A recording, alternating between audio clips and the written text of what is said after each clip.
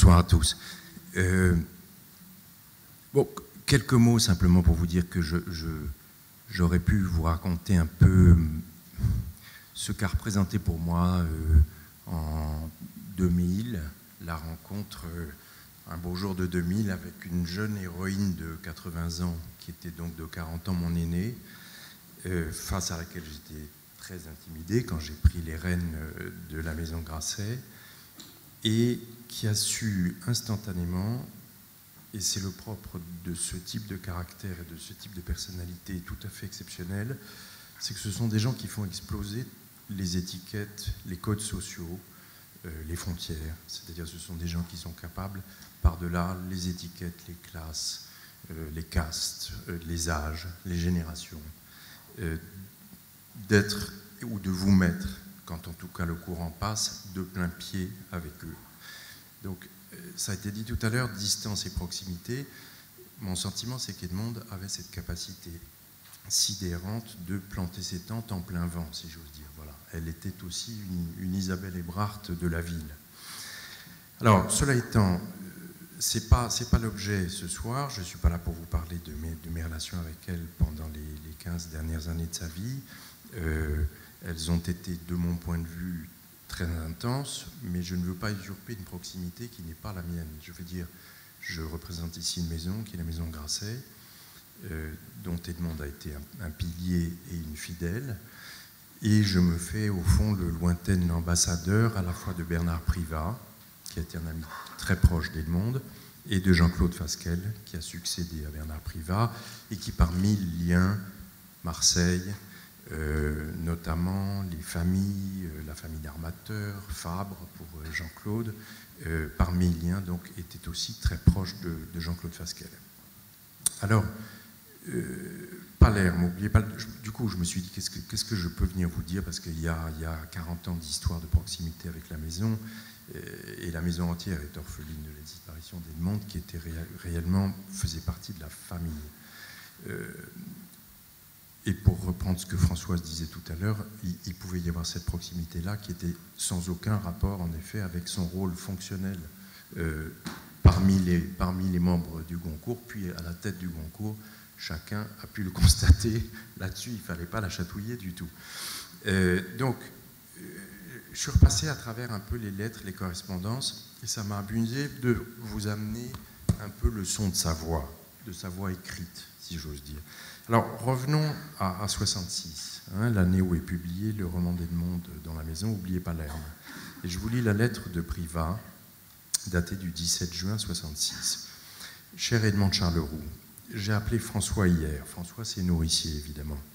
Nous avons fait ensemble notre plan de double lecture de votre roman, pour aller le plus vite possible. Comme j'ai été pris ces 4 jours prochains, il va commencer à le lire et me l'enverra par fragments à mesure. Avant de mettre le paquet à la poste, je n'ai pu résister à le humer. Impossible, bien sûr, de vous en parler, mais j'ai eu une impression très bonne, excitante. Voilà, de tout cœur, Bernard Privat. L'aventure commence comme ça. La suite, vous la connaissez, c'est le triomphe du livre, c'est le prix Goncourt. Je rappelle que c'est la 5e fois qu'une femme avait le prix Goncourt en 63 ans, depuis la création du prix Goncourt. C'est-à-dire, il y avait eu Elsa Triolet en 44, Béatrice Beck en 52, Simone de Beauvoir en 54, Anna Langfuss en 62, et enfin Edmond en 66. Rien que ça, c'est un événement. C'était un premier roman, quand même, voilà, premier roman, une femme jeune, et la 5e femme qui décroche le Goncourt. C'est évidemment un tournant dans la vie de la maison d'édition. 66, c'est par ailleurs une année tout à fait exceptionnelle pour la maison Grasset. C'est l'année du rebond, parce que c'est l'année où Grasset a à la fois le prix Interallié qui est remis à Kléber Edens, le prix Médicis à Marie-Claire Blais, le grand prix du roman de l'Académie française à Nourricier pour une histoire française, la même année. Bon, presque le grand chelem. Tout ça, évidemment, ne se reproduira jamais. Alors, c'est un tournant, évidemment, pour Edmond dans sa vie privée. C'est la rencontre avec Gaston. Et là aussi, ça m'a amusé, parce que ce dont on a vu le revers tout à l'heure, quand Marie Dabadi nous a rencontré le coup de foudre, j'en ai retrouvé une trace assez formelle et administrative. Et c'est amusant de voir l'avant-scène de première vue, si j'ose dire. Bon, c'est le 9 décembre 1966 et c'est une lettre du service de presse de Grasset à Monsieur Calvelli, directeur de cabinet du maire, Hôtel de Ville, Marseille. Monsieur, j'ai le plaisir de vous confirmer la venue à Marseille de Mademoiselle Charleroux sur l'invitation de Monsieur Gaston Defferre. Je vous serais reconnaissante de me faire savoir l'heure précise de la réception prévue à l'Hôtel de Ville en fin de matinée le samedi 17 décembre. Mademoiselle Charleroux sera accompagnée de son éditeur, Monsieur Privat, président directeur général des éditions Bernard Grasset, et de Madame Privat. Puis-je vous demander d'en informer Monsieur Defferre qui a l'intention de recevoir Mademoiselle Charleroux à déjeuner en privé après la réception. Voilà. La suite est connue. Alors, après, je saute au deuxième roman qui, m'avait-elle dit, était un roman qui lui tenait particulièrement à cœur et qui était donc Elle, Adrienne, publié en 1971. Alors, évidemment, on a bien vu que toutes les héroïnes dont elle a parlé, Coco, Adrienne, Isabelle Ebrard, étaient des femmes toutes insoumises, rebelles, irrégulières, indociles, résistantes, libres, audacieuses, enfin on peut trouver tous les qualificatifs, donc des manières au fond d'autoportrait. Mais la contrepartie de toutes ces qualités, c'est aussi parfois des caractères impérieux, volontaires, autoritaire, et Edmond savait être cela aussi. Donc je voulais vous lire très brièvement 2 extraits de lettres d'Edmond qui vous donneront un aperçu à la fois d'Edmond stratège, si j'ose dire, et puis d'une Edmond un peu plus impérieuse. Alors, l'une est datée du 24 janvier. Ça m'amuse beaucoup. On est en fait sur Elle, Adrienne. Cher Bernard, c'est toujours Privat. Un petit mot gribouillé en chemin. Je vais rester en Normandie jusqu'au 4 février. Voici pour la situation. 1.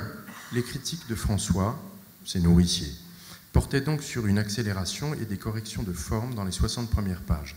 Il trouvait, avec raison, le début un peu laborieux, laissant le lecteur sur l'impression qu'on entrait trop lentement dans le roman. Il avait du reste minutieusement annoté ces pages. Tout est fait, les corrections apportées. Vous pourrez donc, dès le lundi 8, lire tout le roman, à l'exception peut-être du dernier chapitre, etc., etc. Là, ce qui m'intéresse, c'est que ça recoupe ce que j'ai vécu par expérience avec Edmond. On la connaît volontaire, on la connaît décisionnaire, on la connaît femme forte. Comme écrivain, elle est comme beaucoup d'écrivains, et comme souvent les grands écrivains, incertaine. Elle doute, elle demande un vrai dialogue, une vraie critique, une vraie lecture, et elle est preneuse et demandeuse de ces critiques. Ce que François a fait, elle en tiendra compte, et c'est assez amusant, vous allez voir. Alors, je passe sur des détails. Petit 2, le roman vous sera remis en double exemplaire, l'exemplaire numéro 2 étant destiné au correcteur, etc., etc., etc. 3, ça va amuser les amis d'Aragon. Je récupérerai votre exemplaire aussitôt pour le communiquer à Louis Aragon. Une fois un exemplaire entre les mains d'Aragon, il sera impossible de le bousculer. Impossible aussi d'empêcher qu'il en égare des feuillets ou qu'il perde le tout. Je saute quelques passages. À dire vrai, j'ai comme une impression que la lecture par vous va dans une certaine mesure être la première, car il ne fait pas de doute qu'une fois passées les 60 premières pages, la lecture de François a été très, très hâtive. Ceci est bien sûr entre nous. À partir de la page 60, plus aucune annotation, plus une correction, plus une suggestion de coupure. C'est vous dire combien je compte sur vos critiques à vous. Peut-être trouverez-vous des longueurs. Nous verrons tout cela ensemble dès que vous serez au bout. J'attendrai à Paris votre verdict, etc., etc. Bon. Et puis, l'impérieuse. Elle est à Panarea, on est en 71, c'est l'été. Écris-moi un petit mot, Bernard, quand même. Vas-tu me laisser choir complètement ? Je ne sais plus rien de mon Adrienne. Il en manquait partout à Cannes, où une grève sur le paquebot Michelangelo m'a immobilisé. Mais ailleurs, veilles-tu sur elle, au moins. Elle est notre gagne-pain à toi et à moi, ne l'oublie pas. Maintenant, une autre question.